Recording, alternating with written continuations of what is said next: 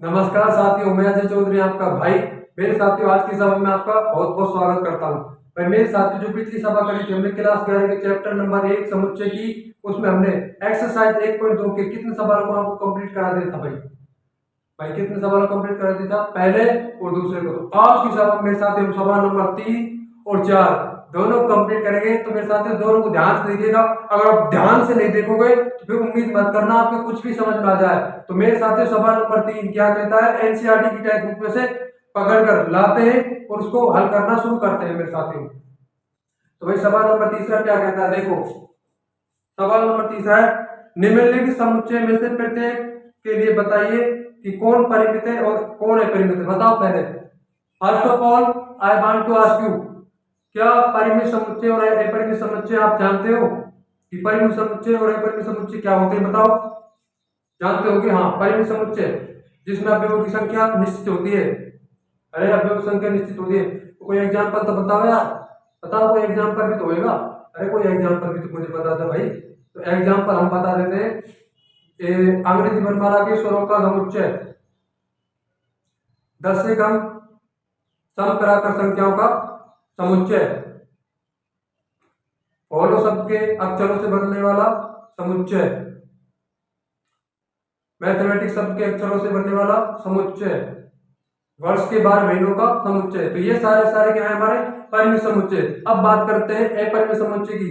तो अपरिमित समुच्चय क्या होता है बताओ, पता तो होगा आपको, तो मैं बता देता हूँ। अपरिमित समुच्चय भाई ऐसा समुच्चय जिसमें अवयवों की संख्या अनंत हो, निश्चित नहीं हो, अपरिमित समुच्चय कहलाता है मेरे साथियों।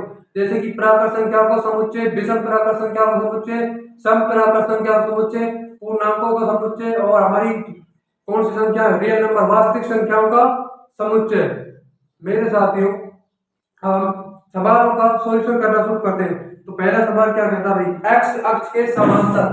पहला सवाल है एक्स अक्ष के समांतर, एक्स अक्ष के समांतर रेखा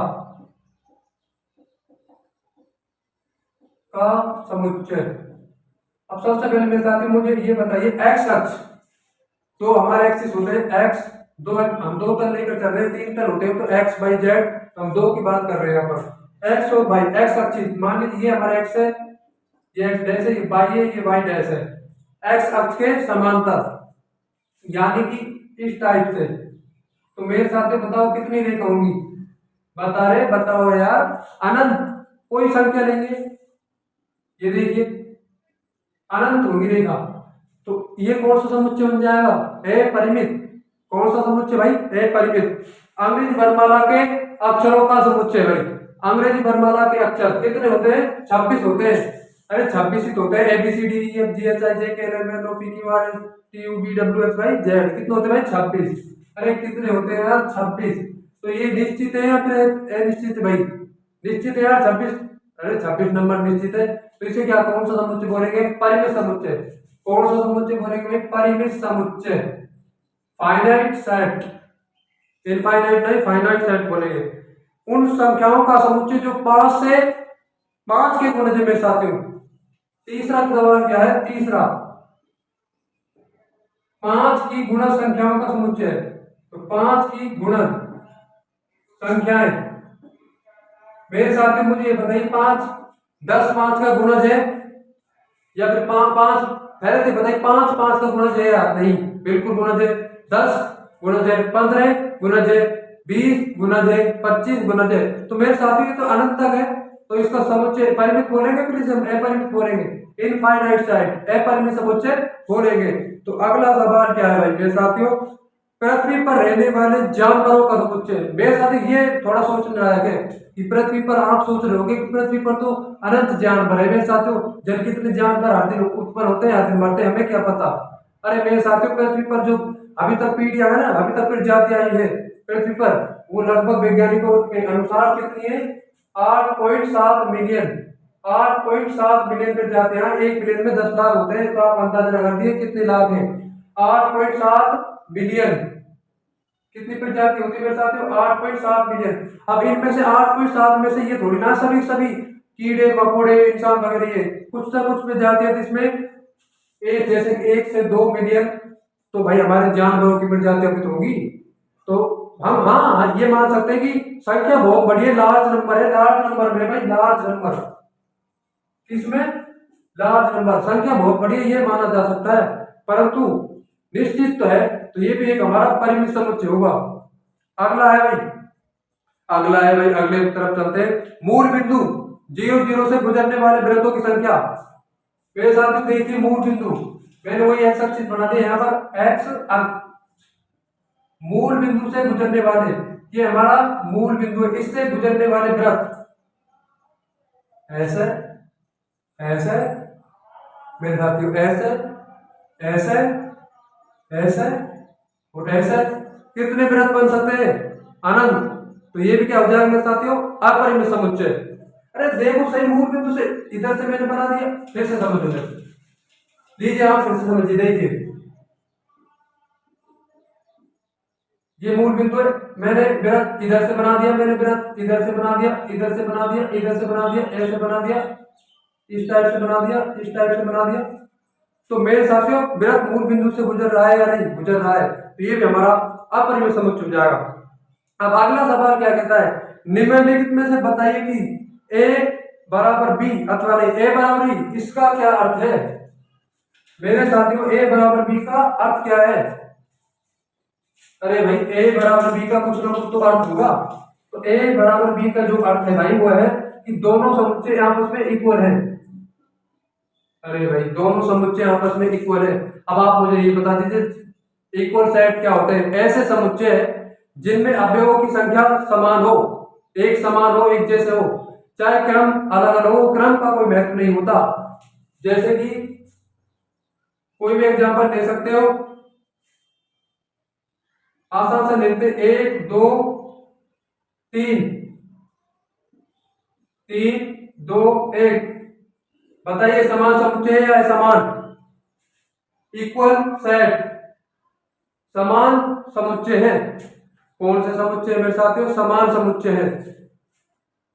और मेरे साथियों ये बताइए ये क्या है? 1 2 3, मैंने आपको ये शायद नहीं बताया हुआ है, ए बी सी, बताइए क्या है? ये है मेरे साथियों सम समुच्चय। थोड़ा सा डिफरेंस है सम समुच्चय और समान समुच्चय में, हल्का सा डिफरेंस होता है। समान समुच्चय में तो अवयवों की संख्या समान होती है, सम समुच्चय में तो मेरे साथियों, और समान समुच्चय में अवयव भी एक जैसे होते हैं, बस इतना सा अंतर होता है मेरे साथियों। तो अब अगला सवाल क्या? चौथा, ए बराबर बी, पहला है, पहला सवाल दिया हुआ है, पहला दिया हुआ है, चौथे का पहला। अरे पहला दिया हुआ है ए बराबर ए बी सी और डी, और जो हमें बी दिया हुआ है मेरे साथियों वो दिया हुआ है डी सी बी ए। तो मुझे ये बता दीजिए क्या ये दोनों समान समुच्चय हैं? हमें तो समान से लग रहे हैं, आप देखिए। अरे समान नहीं है क्या? ए बी सी डी क्रम तो अलग है, क्रम से तो कोई मतलब है ही नहीं। समुच्चय में कई बार बताया हुआ है कि क्रम का कोई महत्व नहीं होता, बस क्रम का कोई महत्व नहीं होता, समान है दोनों। तो ए बराबर बी, दोनों समान आ जाएंगे। अब अगला क्या है? दूसरा, मेरे साथ में दूसरा क्या है? ध्यान से देखिए भाई। तो दूसरा कहता है, अरे क्या कहता है दूसरा? 4 8 12 16, 4 8 12 16, और बी बी है हमारा 8 4 16 18, 8 4 16 18। तो बताइए क्या ये समान समुच्चय है? मुझे मेरे साथ ये समान समुच्चय तो बिल्कुल नहीं नजर आ रहा, सम समुच्चय जरूर नजर आ रहा है, क्योंकि इसमें अवयवों की संख्या समान है कि 4 अवयव इसमें है, 4 इसमें है। तो मेरे साथ ये सम समुच्चय है, पर तो समान समुच्चय नहीं है। और हम पूछ रहे हैं कि ये समान समुच्चय है या नहीं है, और आप बताइए समान समुच्चय क्यों नहीं है? क्योंकि इसमें क्या कौन सा अवयव अलग आ रहा है? 18, 18 की इसमें 12 है, इसमें 18 है, वैसे ये अंतर है। तो ये हमारा समान समुच्चय नहीं होगा। क्या नहीं होगा भाई? समान समुच्चय नहीं होगा। अब अगला तीसरा सवाल क्या है? 2 4 6 8 10, तीसरा भाई इधर देखें, अरे इधर देखें, 1 2 4 6 8 10, और बी है हमारा x 1 समुच्चय निर्माण रूप दिया हुआ है, एक प्राकृत संख्या है, एक सम प्राकृत संख्या है, सम प्राकृत संख्या। x का मान कहां तक हो सकता है, 10 के बराबर या 10 से कम। सोचिए, इसको सोचिए, वो तो आपको समुच्चय निर्माण रूप लोट रूप दिया हुआ है, इसमें कैसे लिखेंगे, तो कौन कौन से अव्यय आएंगे इसमें बताओ। तो मेरे साथ इसमें आएंगे 2, 4, 6, 8, 10। क्यों? सम संख्या कहां से शुरू होती है, 2 से, फिर 4, फिर 6 और 8 और 10, क्योंकि x 10 तक अधिकतम हो सकता है। तो मेरे साथियों ये बी भी हमारा यही आएगा, यानी कि हमारा समान समुच्चय हो जाएगा 2, 4, 6, 8, 10। दोनों क्या हो गए, हमारे समान समुच्चय हो गए मेरे साथियों, कोई दिक्कत नहीं है, यानी कि ये भी हमारा समान समुच्चय हो गया बिना किसी प्रॉब्लम के। तो अगला है लास्ट का सवाल मेरे साथ, चौथा सवाल है। अब इसको और देख लेते हैं कि ये हमारा समान समुच्चय है या नहीं। अरे भाई है या नहीं, तो मेरे साथियों देखिए समान समुच्चय है या नहीं है। चौथा ए क्या दिया हुआ है, x संख्या 10 का एक गुणज है, संख्या एक मतलब x 10 का गुणज है, 10 का गुणज है भाई, किसका यार, 10 का गुणज है। और आपको b दिया हुआ है, b क्या दिया हुआ है, 10, 15, 20, 25, 30, चलता ही जाएगा, चलता ही जाएगा। मेरे साथियों देखिए 10, 15, 20, 25, 30, 10, 15, 20, 25, 30, क्या 10 का गुणज है, 10 तो है, 15 नहीं है मेरे साथियों।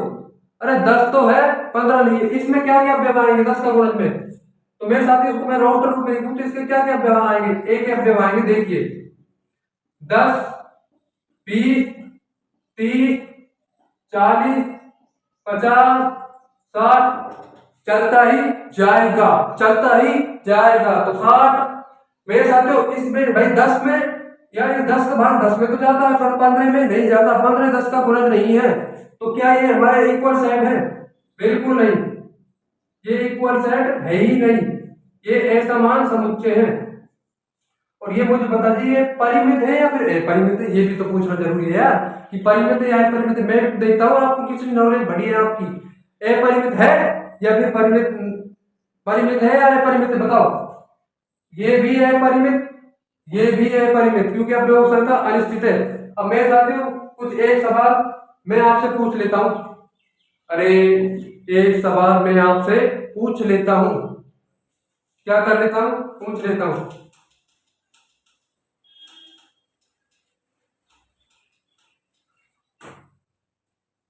पूछ लेता हूं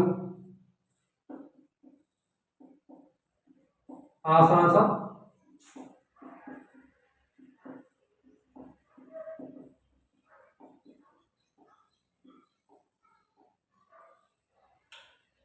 x एक विषम प्राकृत संख्या है, x एक विषम प्राकृत संख्या है,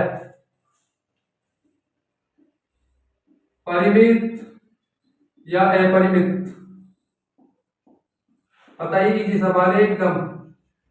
विषम प्राकृत संख्या परिमित है या फिर अपरिमित है बताओ।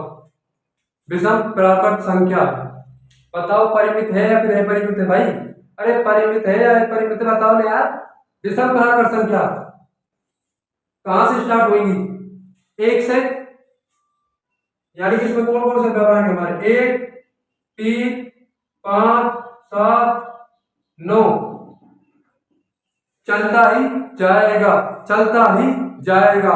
तो मेरे साथियों कितने अवयव आएंगे इसमें यार, अनंत। कोई अवयव की संख्या निश्चित ही नहीं है भाई, कोई अवयव की संख्या निश्चित ही नहीं है। तो ये हमारा क्या हो जाएगा, अपरिमित समुच्चय।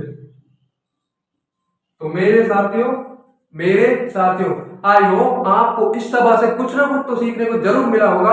अगर आप ज्ञानी मैथ फिजिक्स यूट्यूब चैनल को जब सब्सक्राइब करेंगे तो आपके पास एनडीए क्लास 11 और 12 दोनों की मैथ आएगी मेरे साथियों, अच्छे तरीके से ढंग से हिंदी मीडियम के लिए।